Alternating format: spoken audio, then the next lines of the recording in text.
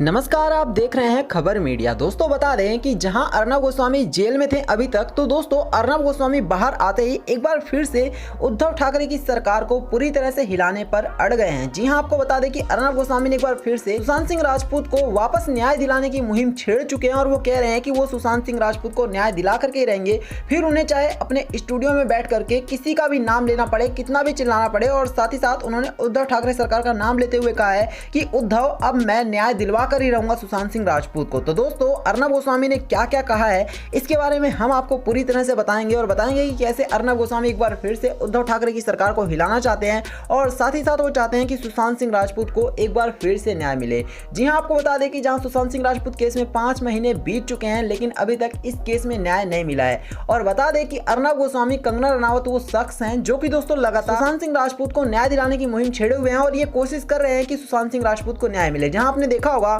कि इस केस में कंगना रनावत ने सुशांत सिंह राजपूत के लिए काफी कुछ बातें कही और वो चाहते थे कि सुशांत सिंह राजपूत के कातिलों का पता चले। लेकिन दोस्तों वहीं बता दें कि अर्नब गोस्वामी भी एक ऐसे शख्स हैं जो कि लगातार महाराष्ट्र सरकार के ऊपर नजरें गड़ाए हुए थे और वो कोशिश कर रहे थे कि महाराष्ट्र की सरकार इस केस में खुल करके सारी बातें बोले। और साथ ही जिस तरह से महाराष्ट्र की पुलिस ने इस केस में काफी स्लो जांच की और साथ ही सीबीआई भी अब इस केस में काफी धीरे जांच कर रही है, तो इसको लेकर भी अर्नब गोस्वामी ने काफी सारी बातें अपने स्टूडियो से कह दी है। जी हां, आपको बता दें अर्नब गोस्वामी ने चीखते हुए, चिल्लाते हुए, उद्धव ठाकरे का नाम लेते हुए कहा है कि उद्धव, अब मैं सुशांत सिंह राजपूत को न्याय दिलाकर ही रहूंगा और जनता जानती है कि जनता सुशांत सिंह राजपूत को न्याय मिल करके ही रहेगा। और इसी वजह से अर्नब गोस्वामी ने कहा है कि उद्धव ठाकरे, अब चाहे कुछ भी हो जाए, मैं सुशांत सिंह राजपूत को न्याय दिलाकर ही रहूंगा। आपने देखा होगा कि जिस तरह से उद्धव ठाकरे ने अभी अर्नब गोस्वामी को उठा करके जेल में डाल दिया था, तो उसके बाद अर्नब गोस्वामी बाहर आते एक बार फिर से उद्धव ठाकरे सरकार पर हमला बोलने लग गए हैं और उन्होंने कहा है कि उद्धव, तुम कितनी भी कोशिश कर लो, लेकिन तुम सुशांत सिंह राजपूत के कातिलों को छुपा नहीं सकते और बहुत जल्द सुशांत सिंह राजपूत के कातिल बाहर आकर के ही रहेंगे।